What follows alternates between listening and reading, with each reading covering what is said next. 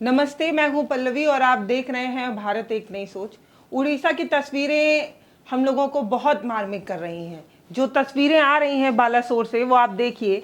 तस्वीरें बड़ी डरावनी हैं, भयानक है, क्योंकि तस्वीरें में लोगों की चीख पुकार।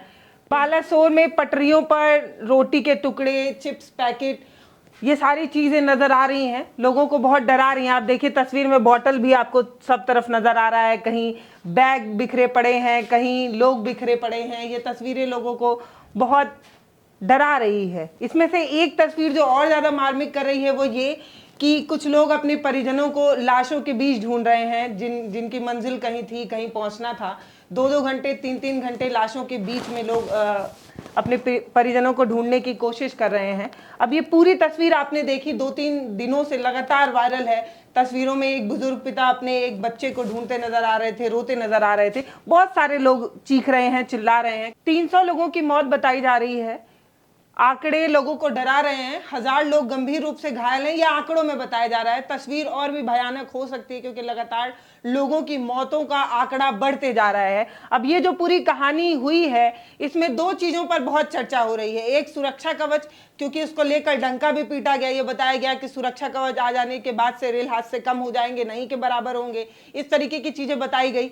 तो विपक्ष इसको लेकर घेर भी रहा है कि आपका सुरक्षा सिस्टम इस वाले मामले में, उड़ीसा वाले मामले में क्यों काम नहीं कर पाया। जबकि रेल मंत्री जो है अश्विनी वैष्णव, उनका ये कहना है कि ये जो है, ये पूरी घटना इंटरलॉकिंग सिस्टम की वजह से गड़बड़ हो गई। इलेक्ट्रॉनिक इंटरलॉकिंग सिस्टम का फेलियर था, जिसकी वजह से ये सारी घटना हुई। तो 2 चीजों पर गंभीर रूप से बात होगी इस वीडियो में। एक है सुरक्षा कवच और दूसरा है इंटरलॉकिंग सिस्टम, जो इलेक्ट्रॉनिक इंटरलॉकिंग सिस्टम, जिसकी फेलियर की बात की वजह से ये सारी घटनाएं हुई, ऐसा रेल मंत्री का कहना है। तो यहाँ पर कुछ बना हुआ है जिससे हम समझने की कोशिश करेंगे कि पूरी घटना हुई कैसे थी, जिसमें 300 लोगों की मौत हो गई और आंकड़े अभी बढ़ते ही जा रहे हैं। सर, आप मुझे समझाइए कि ये डायग्राम आप बनाकर क्या समझाने की कोशिश कर रहे हैं। बहुत स्वागत है आपका। नमस्कार। मैं ये बता रहा हूँ कि मेन लाइन क्या होती है, ये मेन लाइन क्या होती है, लूप लाइन क्या होती है, किस तरीके से कौन सी ट्रेन कहाँ जा रही थी, कितनी स्पीड से जा रही थी, और किस तरीके से इलेक्ट्रॉनिक इंटरलॉकिंग सिस्टम, जिसपे सारा का सारा ढिंगरा उस पर फोड़ दिया जा रहा है कि ये इलेक्ट्रॉनिक इंटरलॉकिंग सिस्टम की फेलियर की जैसे ये हो गया। अगर ये नहीं होता तो सब कुछ सही हो जाता। सुरक्षा कवच रहता तो सही हो जाता। हाँ, कह सकते हैं, लेकिन यहाँ कवच भी नहीं था।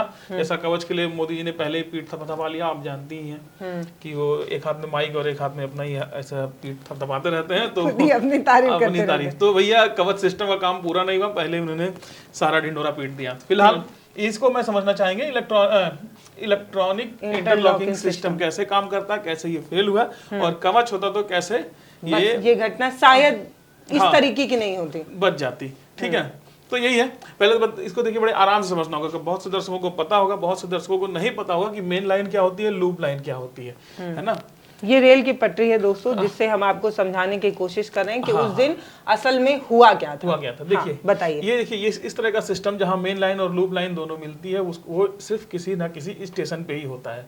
बाकी और कहीं पर लूप लाइन नहीं बनाई जाती। ठीक है, मेन लाइन जो होती है, मेन लाइन का मतलब कि यहाँ जो ट्रेन है वो पूरी फुल स्पीड से गुजर सकती है धड़ल्ले से, चाहे मेन लाइन स्टेशन हो या आउटर में स्टेशन के बाहर कहीं हो। ठीक है, ट्रेन जो है अपनी फुल स्पीड से, जैसे बेंगलुरु हावड़ा सुपरफास्ट जो थी वो 100+ की स्पीड से मेन लाइन से दौड़ रही थी। ठीक है, और कोरोमंडल जो है इसकी स्पीड भी 120+ बताई जा रही है, ये भी मेन लाइन पे ही जा रही थी। और एक गुड्स ट्रेन थी जो लूप लाइन में खड़ी थी। अब लूप लाइन, गुड्स ट्रेन, मालगाड़ी। लूप लाइन और मेन लाइन क्या अंतर होता है? जैसे ये मेन लाइन है, मेन लाइन बिल्कुल सीधी होती है, क्योंकि ट्रेन जब दौड़ती है पटरियों पर दौड़ती है तो पकड़, ताकि डिरेल ना हो, इसलिए जो है वो जो ट्रैक होता है, ट्रैक को बिल्कुल सीधा रखा जाता है। तो मेन लाइन में सीधा होता है। अगर अब कहीं किसी ट्रेन को हॉल्ट करना है किसी स्टेशन पे, ताकि ट्रेन कोई पीछे चल रही है इसको आगे करना है या संटिंग करनी है, इस तरह के काम के लिए लूप लाइंस बनाए जाते हैं। ठीक है, तो ये लूप लाइन इसी मेन लाइन में से निकल के ऐसे मुड़ करके जाती है। अब क्योंकि इसमें लूप लाइन में कर्व होता है, तो ट्रेन को यहाँ पर धीरे होना होता है। अगर ट्रेन यहाँ से इस ट्रैक से बदल करके इधर जाने में अगर ट्रेन की स्पीड कम नहीं हुई तो ट्रेन जो है डीरेल हो जाएगी और बिखर जाएगी, वो पलट जाएगी। ठीक है, तो यहाँ पर भी वही हुआ। अब इसको समझते हैं क्या हुआ। यहाँ पर एक गुड्स ट्रेन खड़ी है, मेन लाइन, और ये मेन लाइन।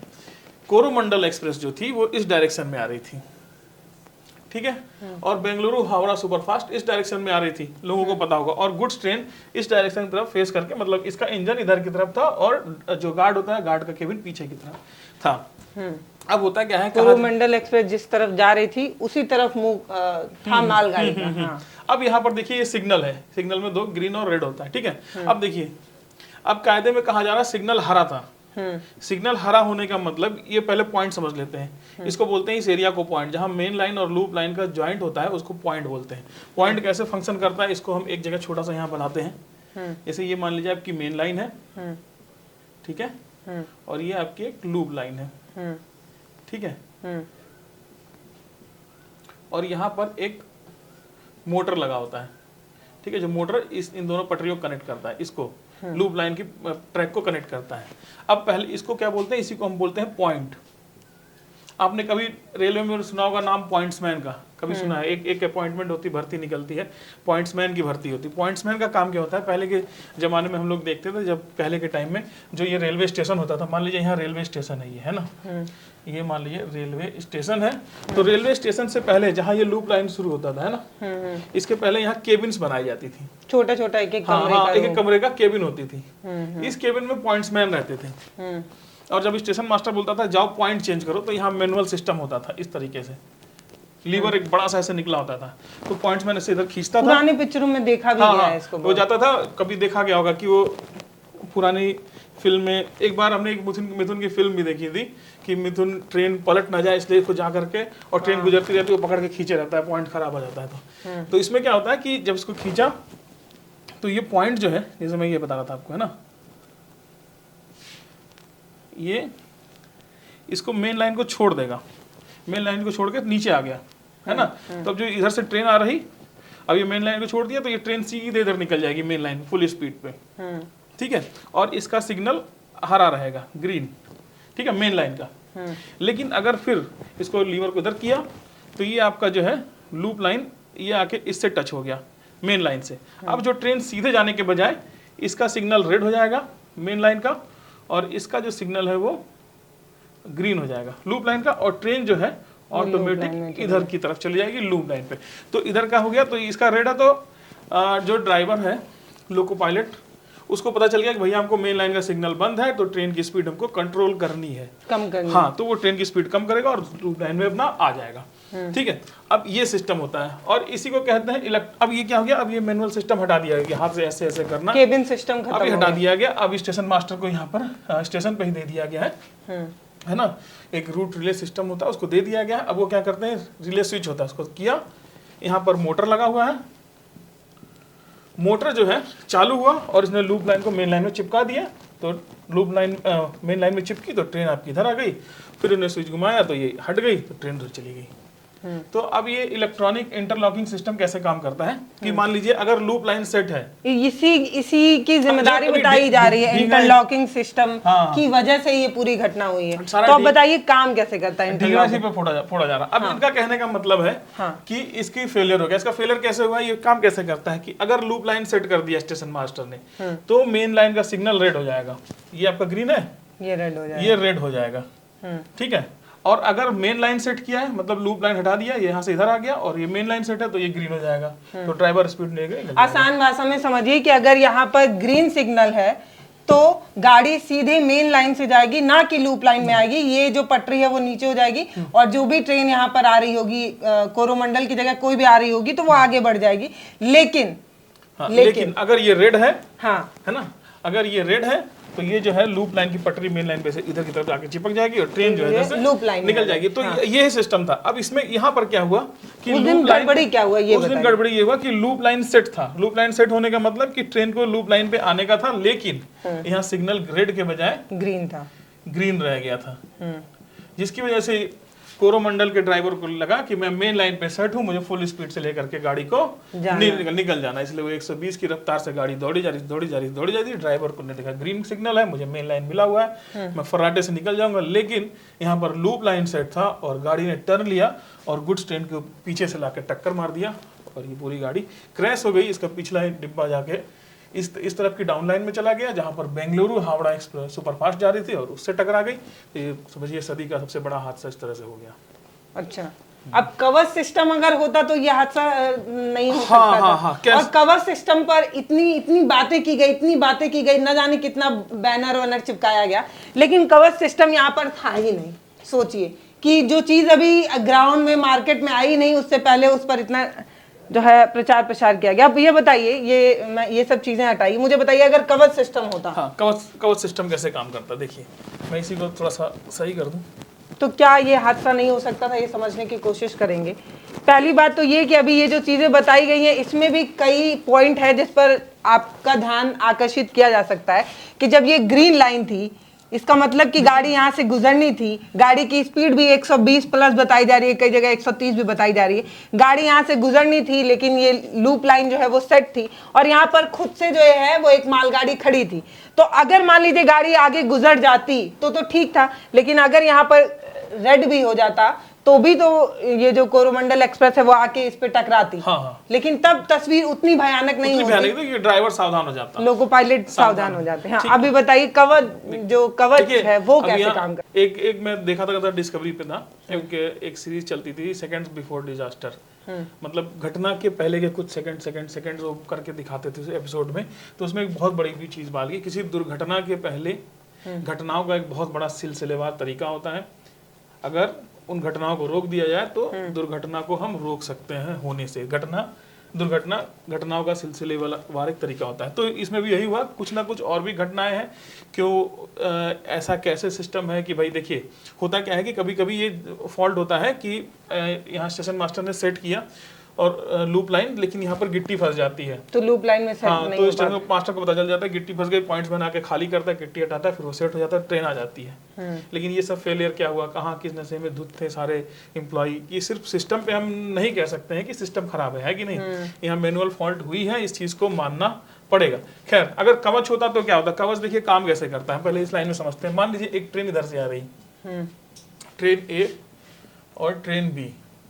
अब कवच सिस्टम में क्या होता है ना कि ए और बी के इंजन में एक ट्रांसमीटर सेट होता है और पटरियों में रिसीवर होता है नीचे, है ना। अब ये ट्रांसमिट इंजन यहाँ करेगा, ये यहाँ करेगा, पटरियों में रिसीवर होगा और इनको पता चल जाएगा कि जिस ट्रैक पे मैं आगे जा रहा हूँ उस इतनी दूरी पर एक और ट्रेन है ना। जिसकी वजह से क्या करेगा, कवच सिस्टम ऑटो ब्रेकिंग सिस्टम को एनेबल करेगा और अपने आप जो है इंजन में ब्रेक लगेगा धीरे धीरे, और इंजन पहुंचने से पहले, गाड़ी पहुंचने से पहले रुक जाएगा। इसका जो डेमो हुआ था उसके बाद ही मोदी जी ने बहुत तारीफ किया था। रेल मंत्री खुद बैठ के इंजन में बैठ करके इसको टेस्ट किए थे कवच सिस्टम को। ठीक है, तो इस तरीके से काम करता है। तो अगर यहाँ पर मान लीजिए कोरोमंडल जा रही है, यहाँ गुड्स ट्रेन खड़ी है, तो अगर ये लूप लाइन सेट रहता, अगर सेट नहीं है तो कवच सिस्टम बताता कि आगे, ये कवच सिस्टम यहाँ की तरफ से डायरेक्शन में होता है, ये बताता कि आगे ट्रैक खाली है, निकल सकते हैं। लेकिन जब लूप लाइन सेट है और यहाँ पर ग्रीन है तो ड्राइवर को तो रहेगा कि सिग्नल ग्रीन है, हमको फुल स्पीड से निकलना है, वो निकलते जाएगा। लेकिन जब कवच सिस्टम रहता तो कवच सिस्टम बताता ना भैया ना, ये गाड़ी इधर नहीं जा रही है, ये गाड़ी इधर जाएगी, ये सिग्नल जो है ये गलत है जो देख रहे हो। वो बताता भी नहीं, वो अपने आप अपनी इंटेलिजेंस से गाड़ी को ब्रेक लगाता कि भैया ये ट्रैक बदल रहा है, उस ट्रैक पे जा रहा है जहां पर ऑलरेडी एक ट्रेन खड़ी है। तो ये कवच सिस्टम अगर होता तो ये कोलिजन नहीं होता। अब देखिए, ये सारी तस्वीर में हमने आपको बताने की कोशिश की कि कैसे कोरोमंडल एक्सप्रेस को जाना इधर था, लेकिन ये लूप लाइन में आ जाती है जहां पर एक ट्रेन पहले से खड़ी रहती है, मालगाड़ी खड़ी होती है, इससे ये टकराती है। उसके बाद इसके कुछ डिब्बे जो है वो पलट कर इस पटरी पर आ जाते हैं जिस पर पहले से ही एक ट्रेन जा रही होती है, उसका पूरा ट्रेन गुजर गया होता है। सिर्फ 3 जनरल बोगी बची रहती है जिस पर ये कोरोमंडल एक्सप्रेस जाकर लड़ जाती है और उस पर बहुत लोग, जो आप जानते भी हैं जनरल बोगी में जितनी सीट होती है उससे दुगना या तिगुना की कैपेसिटी में लोग सफ़र करते हैं, जिसकी वजह से इतने लोगों की मौतें दिख रही हैं और भी तस्वीरें भयानक होती जा रही हैं। अब ये जो हुआ है ना, इसमें ये जो इंटरलॉकिंग सिस्टम के बारे में आपको बताया जा रहा है, कई जगहों पर यह बताया गया है कि 3 महीने पहले भी इसकी कमियों को बताया जा चुका था लेकिन अनदेखा किया गया। एक ट्रेन के बारे में भी बताया जा रहा था कि उसमें भी ऐसी दुर्घटना हो सकती थी। देखिए, ये सोशल मीडिया पर लगातार वायरल हो रहा है कि दक्षिण पश्चिम रेलवे का एक लेटर है जिसमें 3 महीने पहले ही इस बात का आगाह कर दिया गया था प्रिंसिपल चीफ ऑपरेटिंग मैनेजर की तरफ से कि ये जो इंटरलॉकिंग सिस्टम है इसमें एक गड़बड़ी है, जिसकी वजह से एक ट्रेन हादसा पहले भी होने वाला था लेकिन वो हुआ नहीं क्योंकि लोको पायलट की सावधानी की वजह से ये घटना नहीं हो पाई। देखिए, खुद बताया जा रहा है कि 8 फरवरी को संपर्क क्रांति एक्सप्रेस जिसका नंबर है 12649, उसके लोको पायलट की वजह से ऐसी दुर्घटना नहीं हुई, नहीं तो ये बहुत पहले ही हो गया होता। 8 फरवरी को ही ऐसी दुर्घटना हो गई होती, लेकिन लोको पायलट की वजह से बच गए। अब इस बार भी बच जाते, अगर यहाँ मालगाड़ी नहीं खड़ी होती तो शायद निकल जाते। लेकिन सोचने की जरूरत है, जब 3 महीने पहले एक लेटर वायरल होता है, बताया जाता है कि इस तरीके का फॉल्ट है, तो क्यों अनदेखा किया गया। अब ये इंटरलॉकिंग सिस्टम की वजह से ऐसा हुआ है कि कवच नहीं था उसकी वजह से ऐसा हुआ है, पर लोगों की जान तो चली गई ना। 300 लोगों की जान इस तरीके से चली गई, अभी आगे ना जाने कितने लोगों की और जान जाएगी। तो कवच सिस्टम को ब्लेम करिए या इंटरलॉकिंग सिस्टम को ब्लेम करिए, लेकिन जान तो जा रही है, लगातार जा रही है। अभी जांच का विषय है, जांच के बाद पता चलेगा कि असल में फॉल्ट किसका था, किसकी वजह से इतना बड़ा सदी की सबसे भयानक तस्वीर आप देख रहे हैं। इससे भयानक तस्वीर मैंने अपनी जिंदगी में नहीं देखी। नमस्ते, मैं हूं पल्लवी, आप देख रहे हैं भारत एक नई सोच। इसको जो हमने समझाने की कोशिश की है, हमारे आम दर्शक जो गांव से जुड़े हैं, गांव की चाची या भैया जो इस तरीके की चीज़ों को टेक्निकल नहीं समझ पाते, उसको हमने आसान भाषा में समझाने की कोशिश की कि कैसे ट्रेन को जाना, इधर तक पहुंच गई इधर, जिसकी वजह से 300 लोगों की मौत हो गई। धन्यवाद।